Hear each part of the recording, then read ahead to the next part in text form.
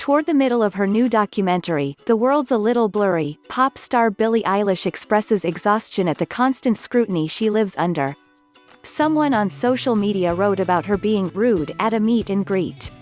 "I was like, yo, I can't have one moment," she complains to her mom and personal assistant, Maggie Baird, palpably frustrated.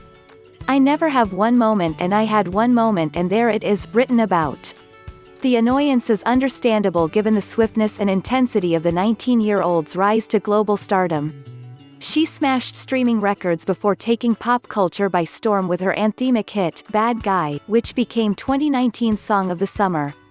Her debut album, When We All Fall Asleep, Where Do We Go?, featuring her spooky imagery and introspective lyrics, also shot to no. 1. She was on every magazine cover, proclaimed the voice of her generation, and capped off the era by sweeping every major category, Best New Artist, as well as Song, Album, and Record of the Year, at the 2020 Grammys.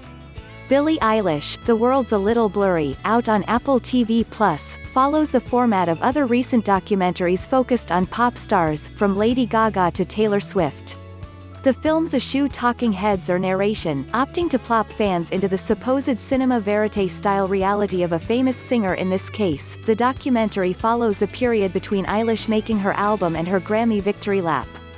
You go on this journey with Billie, director R.J. Cutler, famous for his Vogue and Anna Wintour doc, the September issue, told You last month. "There's nothing between you and the subject. You're in the rooms, you're in the cars, you're on the planes, you're everywhere she is. You're on stage and nobody is analyzing it for you. You're having your own unique experience." The film is largely made up of behind-the-scenes footage shot by and often featuring Eilish's now fabled family, including her former actor parents and producer brother, Phineas.